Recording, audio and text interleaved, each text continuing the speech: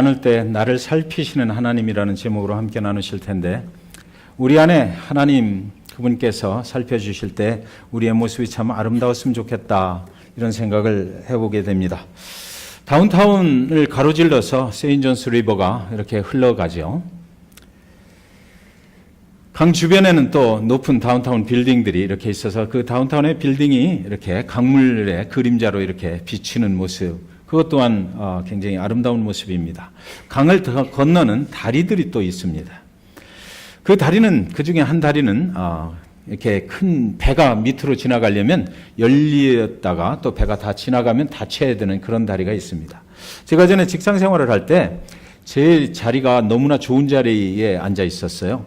그래서 그 건물의 5층이었는데 그 세인존스 리버 다운타운이 딱 보이는 그 정확한 그 아주 아름다운 것을 볼 수 있는 자리였습니다. 그래서 배가 지나갈 때가 되면 저쪽에서 배가 들어옵니다. 들어오면서 꽝 하고 고동을 한번 올려주면 이제 이 철다리가 슬슬슬슬 이제 올라가기 시작하면서 그 차들이 이제 그때부터 스탑 사인을 받고 그래서 쭉 이제 줄을 서게 되는 그런 모습을 한눈에 이렇게 볼 수가 있었어요. 그런데 이제 그 배가 지나갈 때, 다리 밑을 통과해 나갈 때 시간이 좀 걸립니다. 그러니까 줄을 서 있던 차들이 이제 조금 굉장히 좀 지루할 쯤 되는 거죠. 그러면 차 안에 있는 운전자들은 밖에서 벌어지는 상황을 전혀 알 수가 없어요. 배가 어느 만큼 지나갔는지 알 수가 없는 거죠. 그러다 보니까 제가 가만히 쳐다보면 맨 앞에 서 있는 차들 중에서 어쩌다가 몇 대가 기다리다가 지쳐서 이게 무슨 일이 있나 보다 이렇게 오해를 하고 딱 턴을 해서 다시 돌아서 가버리는 거예요. 그 옆에 또 길이 이렇게 있더라고요.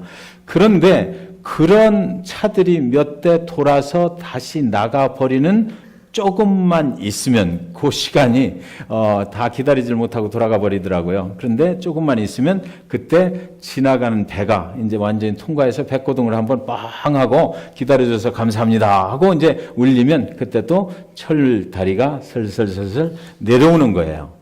그래서 그때 그 모습을 보면서 인생을 살다 보면 참 기다리기가 힘든 때가 있는 것이구나. 조금만 더 기다렸다면 저 차들도 그냥 지나갈 수가 있었을 텐데, 저와 여러분의 모습 속에도 기다리다가 지쳐서 하나님의 약속을 믿고 살지만 그 하나님의 약속된 그 말씀이 내 삶 속에 이루어지는 것을 기다리다가 지쳐서 언젠가는 그것을 포기하고 하나님이 나를 잊으셨나 보다 이렇게 생각하고 다른 길로 가버리는 그런 때는 있지 않나, 이런 생각을 해보게 됐습니다. 오늘 아브람과 사레는 하나님의 약속을 기다리다가 지쳐서 다른 길로 갔다. 그런데 하나님께서는 그곳까지 쫓아오셨다, 이런 말씀이 되겠습니다. 16장 2절에 보면 사레가 아브람에게 이르되 여호와께서 내 출산을 허락하지 아니하셨으니 원하건대 내 여종에게 들어가라. 내가 혹 그로 말미암아 자녀를 얻을까 하노라 하매 아브람이 사레의 말을 들으니라, 이렇게 되어 있습니다. 10년 전에 하나님께서 너의 후손을 통해서 저 하늘의 별과 같이 너를 축복되게 하리라라고 그렇게 약속을 하셨습니다. 아브람도 사라도 그 하나님이 축복하신다는 약속을 믿고 지금까지 살아왔던 거예요. 그들이 축복의 땅으로 들어갈 것입니다. 그들의 후손이 별과 같이 하나님의 말씀하신 대로 번성케 될 것입니다. 그런데 10년 전에는 그 말씀을 믿을 수가 있었어요. 그때까지는 아직 젊었으니까. 그러나 10년이 지난 지금은 육신이 그때와 같지 않다는 것입니다. 몸이 10년 전 같지가 않아요. 그러나 하나님께서 후손을 주시겠다고 한 그 약속이 이제 이루어질 것이라고 기대하면서 지금까지는 살아왔는데 오늘 내 모습을 보니까 영 틀렸다라는 거죠.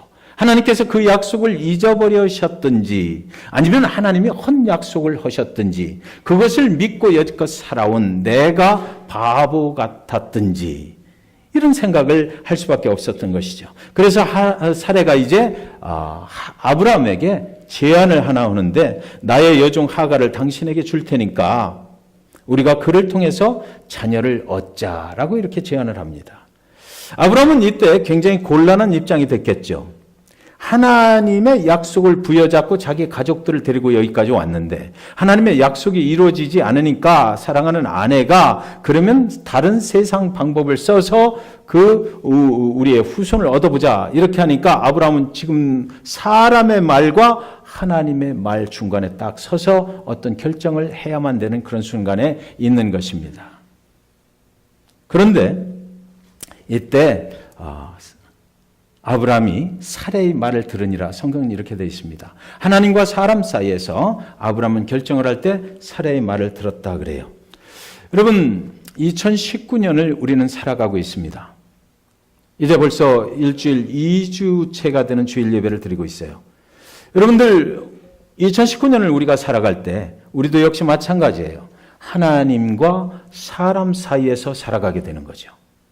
그래서 오늘 이 말씀을 꼭 기억했으면 좋겠습니다. 하나님과 사람 사이에서 우리가 무엇을 선택하면서 살아야 되는지 2019년 하나님께서 우리에게 한 해로 주셨는데 이 한 해를 주신 하나님의 그 말씀 안에서 우리가 살아가야 될 텐데도 불구하고 우리는 때때로 오늘 아브라함처럼 사람의 말을 듣고 나의 갈 길을 선택해버리는 그런 경우가 있다는 것입니다. 사람의 말은 현실감이 있습니다. 사람의 말을 들어보면 결과가 보장된다고 말합니다. 충분히 이해를 할 수 있는 것이 사람의 말입니다. 10년을 기다렸는데 결과가 없다면 하나님의 약속이 이루어지기는 이제 힘든 것이라고 판단할 수가 있습니다. 충분히 이해할 수 있습니다. 누가 보아도 사례는 늙어서 이제 더 이상 새로운 생명을 잉태하기에는 어려울 것입니다. 이해가 충분히 됩니다.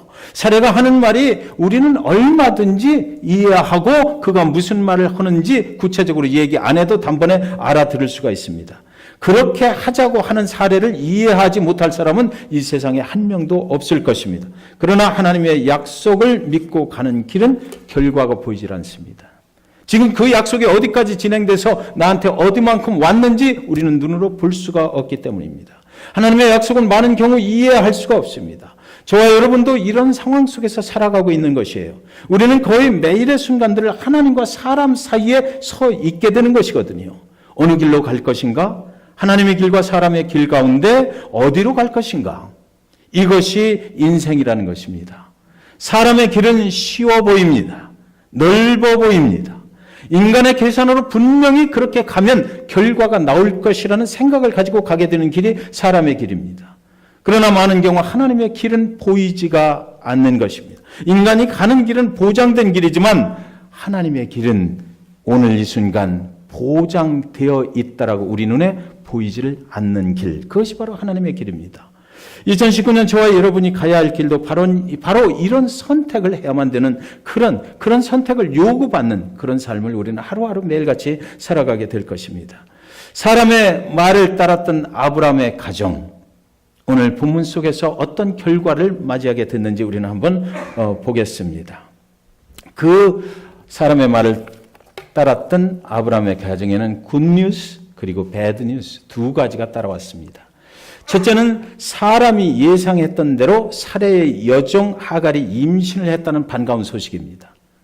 그런데 두 번째는 그 반가운 소식이 그 가정에 갈등을 일으켜서 아브라함의 가정에 큰 혼란이 오게 됐다라고 성경은 기록하고 있어요. 성경은 이때 굿뉴스보다는 그런데 배드뉴스에 초점을 맞춰서 계속 16장을 기록하고 있습니다. 16장의 나머지 부분들은 모두 이 배드뉴스를 향하신 하나님의 이야기가 기록이 되어 있어요. 여종 하갈의 임신을 축하하는 기쁨이 충만했다든지 베이비 샤워를 했다든지 모두 감사했다든지 내용은 한 구절도 기록이 되어 있지 않습니다. 그 이후 아브라함의 가정은 예상치 못한 하갈과 사레의 갈등 속에 빠지게 되었다라고 기록해 놓고 있어요. 아브라함의 아내 사레의 학대를 견디다 못한 그 여종 하갈이 이제 집을 뛰쳐나오게 된다라는 것이죠. 불쌍한 하갈의 이야기가 여기 16장에 기록이 되어 있는 것입니다.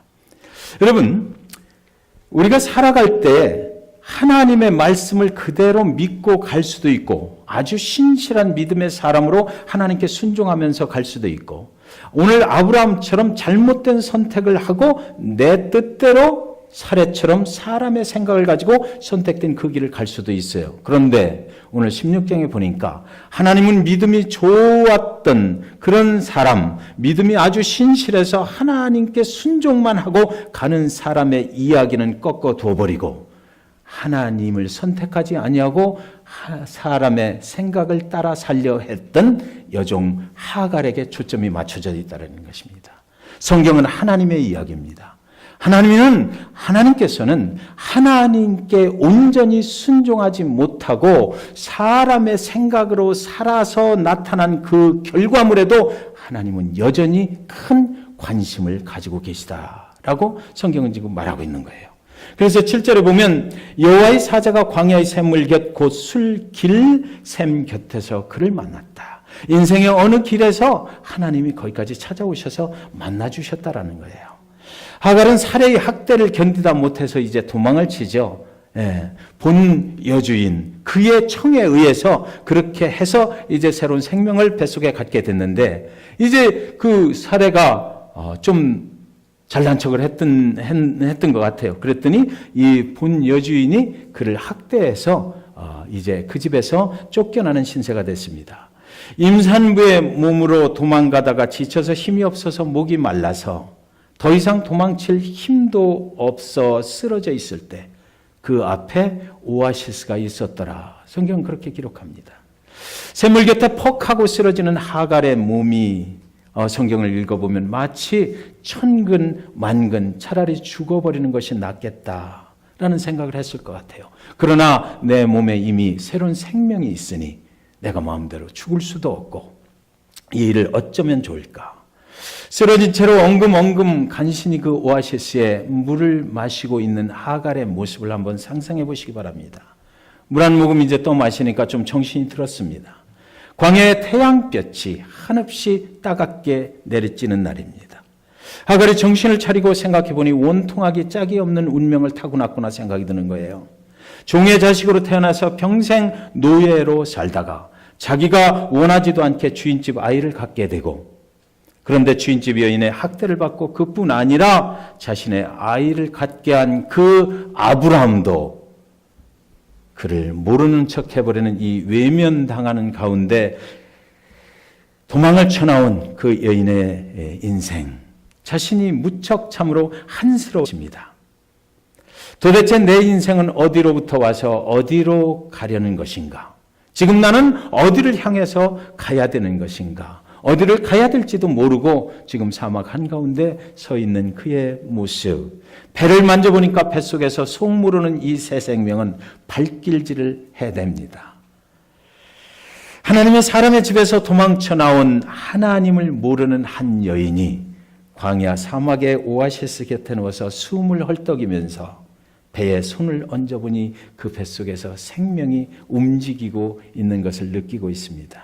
여러분, 하나님의 사람의 집에서 하나님을 모르는 사람이 학대를 받고 지금 도망쳐 나온 것입니다.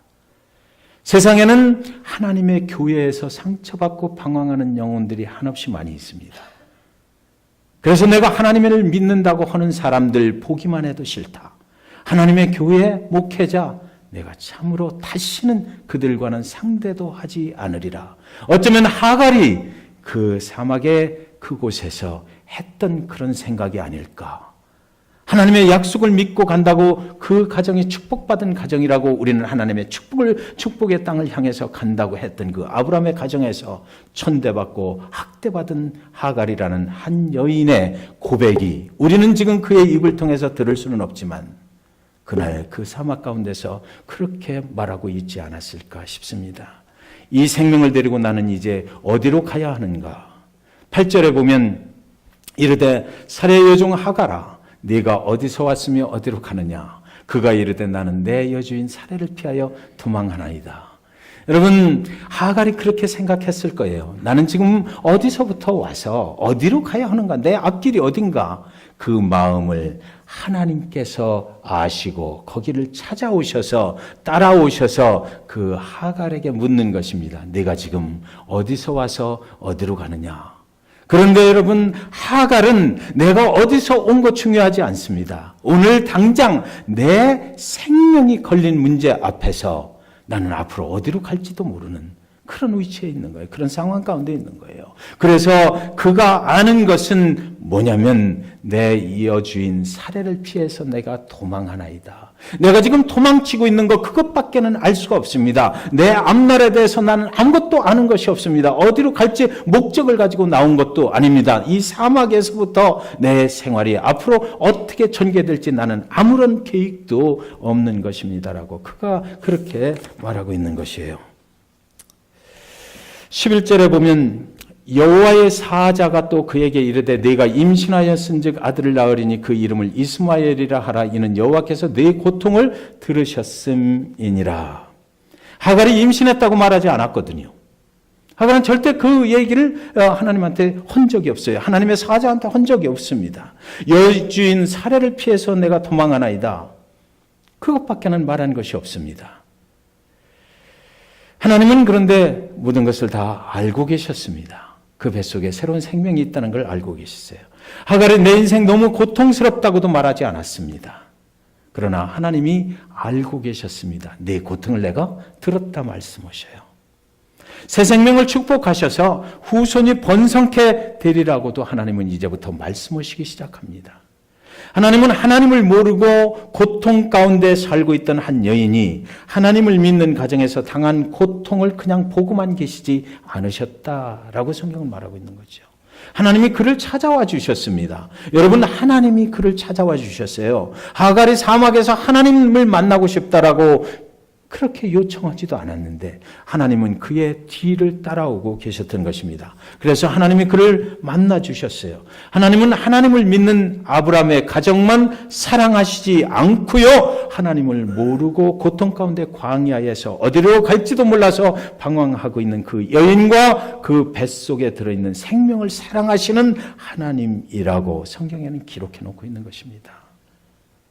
세상에서 아직도 예수 그리스도를 모르고 살아가는 모든 사람들을 하나님은 사랑하시고 그 고통까지도 알고 계시다. 하나님은 말씀하셔요. 하나님은 하나님의 백성들이 모이는 교회에서 상처받고 광야로 나와서 방황하는 영혼을 찾아가셔서 내가 네 고통을 아노라, 들었노라 그렇게 위로하시는 하나님이시라고 성경은 기록하고 있는 것입니다. 13절에 하갈이 자기에게 이르신 여호와의 이름을 나를 살피시는 하나님이라 했으니 이는 내가 어떻게 여기서 나를 살피시는 하나님을 배웠는고 함이라. 하갈은 나를 살피시는 하나님을 거기서 만난 거잖아요. 그래서 그 하나님의 이름을 지어 불렀어요. 하나님은 나를 살피시는 하나님이시군요 라고 불렀습니다. 학대받고 쫓겨나서 광야에서 죽을 것만 같이 숨을 헐떡이며 어디로 가야 하는지도 모르고 방황하고 있는 세상에서 가장 비천한 사람 하갈을 하나님이 그렇게 만나주셨습니다. 교회를 찾아가시는 하나님이 아니고 좋은 믿음 좋은 사람들만 만나주시는 하나님도 아니고 돈도 없고 명예도 없고 뭐 하나 제대로 내세울 것도 없고 엉뚱한 남자의 애를 베고 쫓겨나서 광야길에 방황하고 있는 하갈을 하나님이 광야까지 쫓아오셨다라는 겁니다.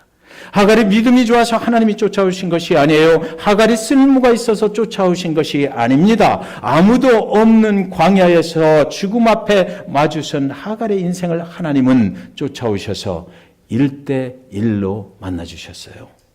그래서 하갈은 특별히 그의 이름을 나를 살피시는 하나님, 나에 대해서 모든 것을 아시고 나의 고통을 아시고 위로해 주시고 나를 살피시는 하나님이라고 불렀습니다. 하갈은 어떻게 나 같은 미천한 존재를 하나님이 찾아오셨나? 내가 어떻게 그를 뵙게 됐나? 이 도대체 이해가 안 되었습니다. 어떻게 아무 쓸모없는 나를 구원하시나라는 고백인 것입니다. 하갈은 그렇게 그날 그곳에서 하나님을 만났습니다. 하갈의 질문을 던져요. 내가 어떻게 이 하나님을 만나게 됐는가? 내가 하나님을 위하여 한 일이 있는 것도 아니고 죽음 앞에서 어디로 가야 할지도 모르고 헤매이던 인생인데 어찌 내가 하나님을 만나게 되었는가? 하갈의 질문에 대한 해답이 성경에 있을까요? 저와 여러분이 인생길을 가다가 하나님을 멀리 떠났다, 하나님을 알지도 못하고 살아간다. 그래서 내가 어느 날 고통 가운데서 하나님 그분을 만나게 됐을 때에 어떻게 내가 아무것도 하나님을 위해서 한 것이 없고 내가 하나님을 모르고 그냥 살아왔는데 어떻게 하나님께서 나를 찾아와서 내 삶을 아신다 그러고 나의 고통을 이해하신다 그러고 나를 위로하시는 하나님이 돼 주셨는가. 오갈 데 없어서 어디로 가야 할지도 모르고 방황하는 그 인생을 찾아오신 그 하나님을 어떻게 이해할 수가 있느냐. 성경에는 그에 대한 대답이 과연 있을까요? 이사야서 41장 9절 10절은 이렇게 말하고 있습니다. 내가 땅 끝에서부터 너를 붙들며 땅 모퉁이에서부터 너를 부르고 네게 이르기를 너는 나의 종이라 내가 너를 택하고 싫어하여 버리지 아니하였다 하였노라. 두려워하지 말라. 내가 너와 함께함이라. 놀라지 말라. 나는 네 하나님이 됨이라. 내가 너를 굳세게 하리라. 참으로 너를 도와주리라. 참으로 나의 의로운 손으로 너를 붙들리라. 내가 땅 끝에서부터 너를 붙들며 땅 모퉁이에서부터 너를 부르고 네게 이르기를 너는 나의 종이라. 내가 너를 택하고 싫어하여 버리지 아니하였도다. 하나님은 모든 인류를 이렇게 쫓아다니시는 분이세요. 하나님은 땅끝까지 따라오시는 분이십니다. 사람의 종이 아니라 너는 나의 종이라고 불러주십니다. 내가 그분을 택한 것이 아니라 먼저 하나님이 나를 택하셨다라고 말씀하셔요. 아무 조건 없이 너를 버리지 아니하신다라고 말씀하셔요. 그러니까 너는 두려워하지 말라라고 하십니다. 너와 함께 하시겠다고 말씀하십니다. 나는 내 하나님이 된다라고 말씀하세요. 너에게 모든 고통의 날들을 이기고 나갈 수 있는 힘을 주어서 너를 굳세게 하겠다라고 하나님은 말씀하십니다. 너를 도와주겠다고 말씀하십니다. 주님의 오른손으로 나를 붙잡아 주겠다고 약속하시는 것입니다. 여러분, 그 하나님을 만나셨습니까? 그 하나님이 우리에게 조건 없이 그렇게 말씀하시는 거거든요. 그 하나님께서 당신의 아들 예수 그리스도를 죽이시기까지 우리를 그렇게 사랑하시겠다라고 말씀하시는 것이에요. 사랑하는 여러분, 우리 이웃에 있는 그 아틀란타의 민수화 씨라는 분이 살고 계십니다. 그의 아버지는 1991년에 4명의 자녀들을 데리고 이민을 오셨어요. 25년 동안 열심히 일을 해서 그 4명의 자녀들을 아주 훌륭한 사람으로 만들어 주셨습니다. 그러나 그가 하던 사업이 어느 날 갑자기 큰 법적인 문제가 생겨서 그는 감옥에 수감이 되어야만 했습니다. 민수아 씨는 그 아버지의 자녀 중 4자녀 중에 한 명이에요. 가족은 말로 표현할 수 없는 역경 앞에 서게 되었던 것입니다. 하나님이 왜 이렇게 하셔야 하는지 이해할 수가 없었어요. 그런데 민수아 씨가 하나님의 말씀을 묵상하다가 이사야서 43장 2절을 보게 됐다라고 합니다.